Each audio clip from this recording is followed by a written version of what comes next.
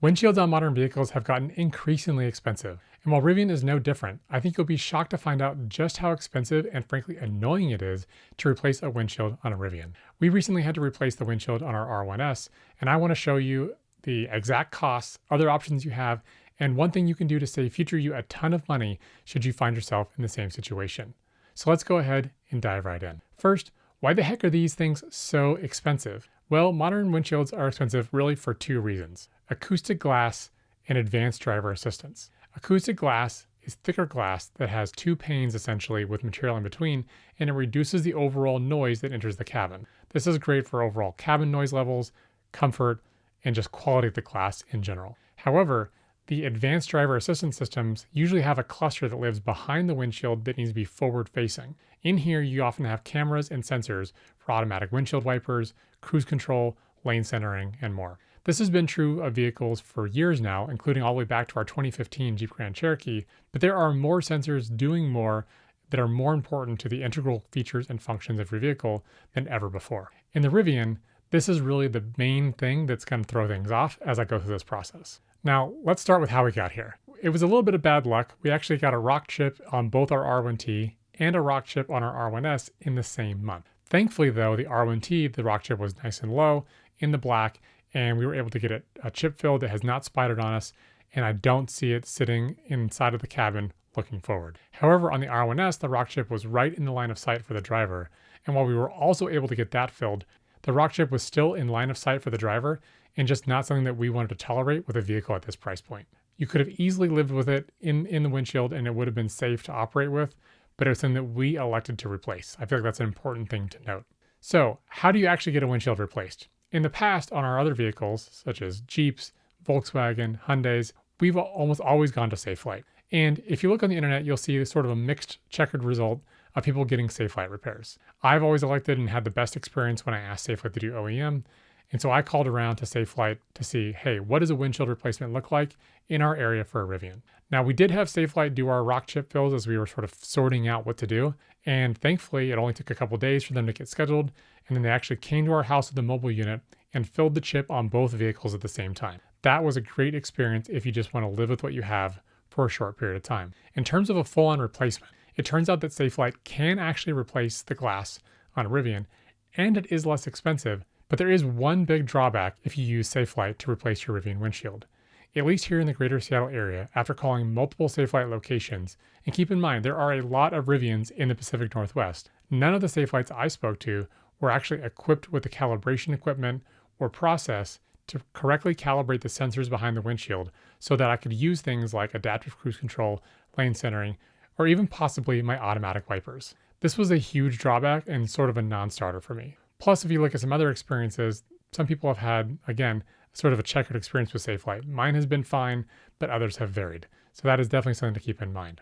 Thankfully, the R1S actually already had a service appointment on the books, and that was not that far out. And so we elected to simply tack on a windshield replacement to our existing appointment. That appointment was due to a part shortage for an LED strip in the dashboard that was very sort of low priority for us, but it was out at delivery and then they were back ordered on the part. And so we just kind of kept kicking the can, and then it just so happened to align with our need for a windshield replacement. Now, the overall cost is a little bit shocking here. I'm used to the overall cost of a windshield being somewhere between $700 and $1,000 for a modern high-end acoustic glass and calibration. And that is in line with the price quotes that I was seeing from Safelite. However, after the cost of the windshield, additional materials, and taxes, the total cost of having Rivian replace our windshield in the Seattle area came to $1,945.84. This is a huge amount. We're talking almost $2,000 after tax just for a windshield. Now, I mentioned before about one thing that we've done to help save us a ton of money, and that is with our insurance. Oftentimes your insurance has essentially two deductibles. There is the overall deductible in case you get into an accident or things like that, but then there's usually a specific glass policy deductible. I elected years ago, as soon as I saw that line item of acoustic glass and said, that sounds expensive, let's go ahead and lower our glass deductible. We decided to lower ours to $100, and I am so glad that I did, because of the various windshields we had to replace in the past, that applied right over here to Rivian, and we were actually able to get reimbursed for all but the $100 deductible on what we paid for the windshield. So instead of being nearly $2,000, we were looking at about $100 out of pocket. Now, I do question why Rivian marks this up quite so much when a service center such as Safelite can do a windshield replacement for far less and they're buying the glass directly from Rivian. The fact that they can buy the glass and do the work for significantly less money is questionable.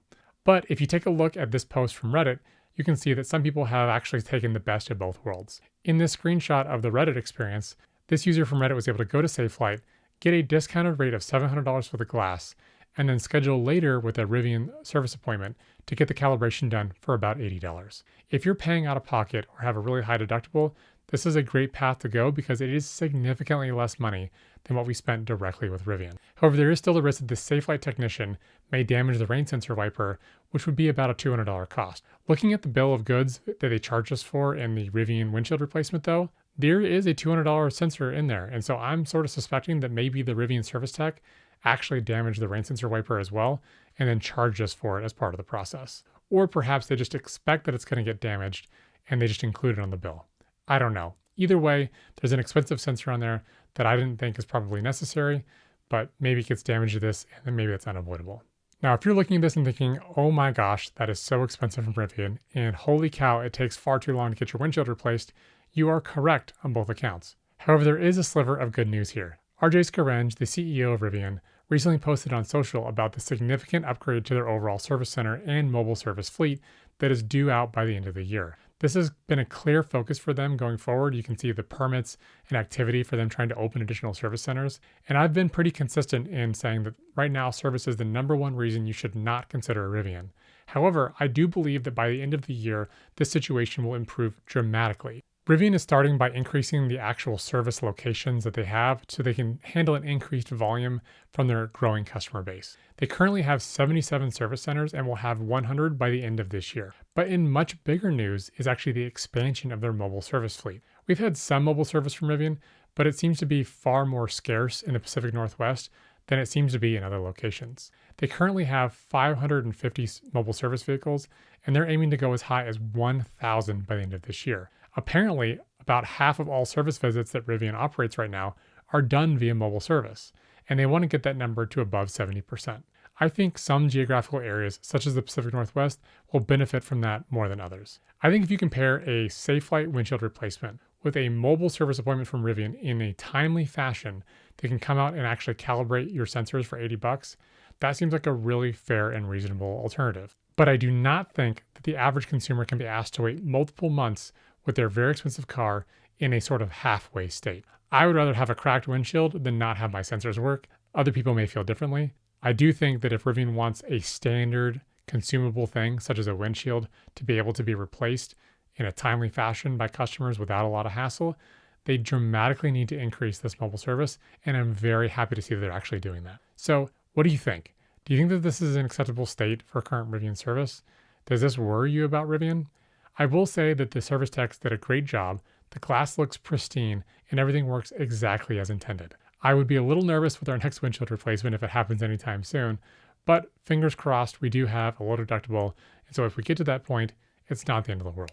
I am a little bit nervous about potential future replacements, but I'm really pleased to see the progress posted by RJ, specifically with the dramatic expansion of the mobile service team. The additional mobile service capacity should be a big improvement to overall customer convenience, and importantly, it should reduce the strain on the service centers so that even those have increased availability and quicker turnaround time. Thanks for watching.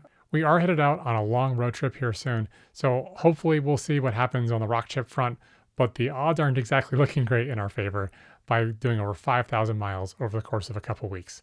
So I'll definitely have a full report for you when I get back from that. But until then, thanks for watching. Don't forget to like, subscribe. It really helps the algorithm.